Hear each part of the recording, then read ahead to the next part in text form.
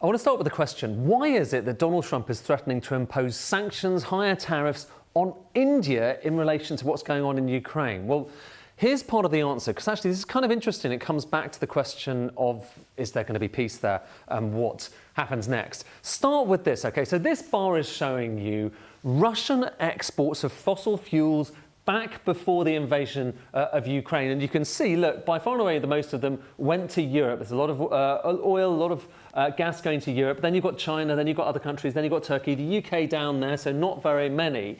Of course, now sanctions have been imposed on Russia by these countries saying we don't want to take your fossil fuels, we don't want to take your oil, don't want to take your coal, and so on and so forth. So what happened next? Okay, there's a bit of this that will seem expected, but some of it might seem unexpected. Look, EU imports from Russia, the amount of stuff flowing from Russia to the EU went down a lot.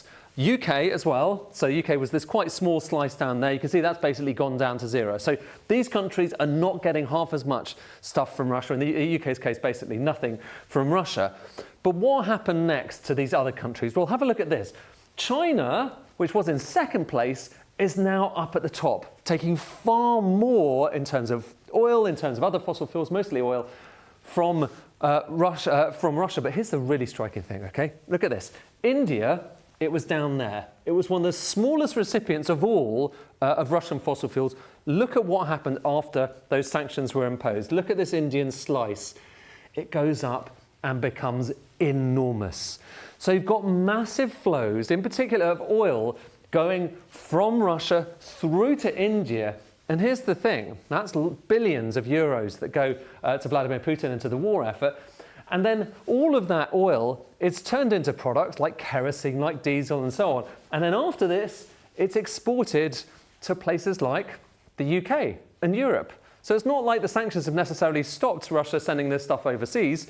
You can see the other countries, by the way. It's not like it stopped Russia from sending stuff overseas.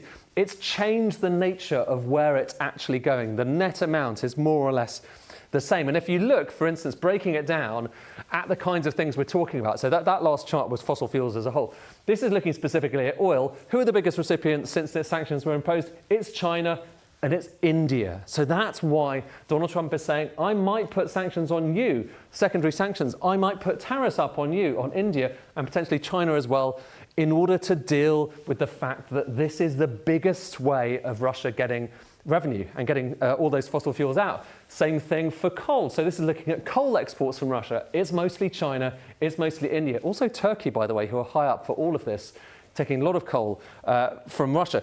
But here's the thing, it's not necessarily like Europe isn't still taking some of this stuff. You saw that first chart, that's looking at fossil fuels in total. If you look specifically at pipeline gas, still Europe the biggest recipient. Look to a liquefied natural gas, so just sending it over in vessels.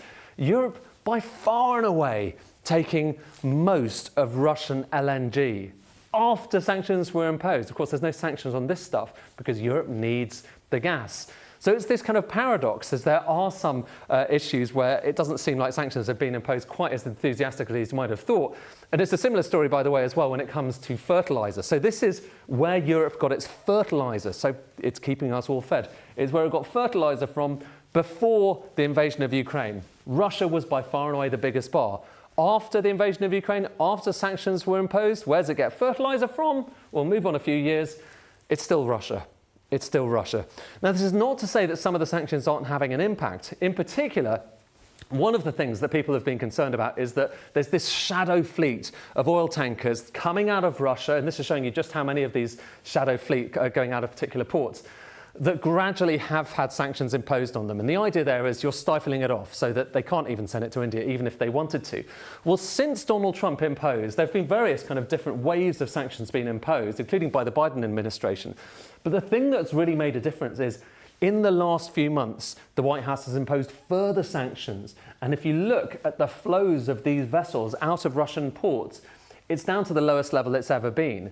Underlining the fact, and this is kind of perhaps a slightly awkward conclusion, if you take that, and if you take this, the fact that Donald Trump really wants to potentially impose sanctions on India, this is a far tougher White House in terms of the economic measures thus far that they have implemented despite the fact of when people look at the White House, when they look at Donald Trump, when they look at Vladimir Putin, they might have a different impression about what they want.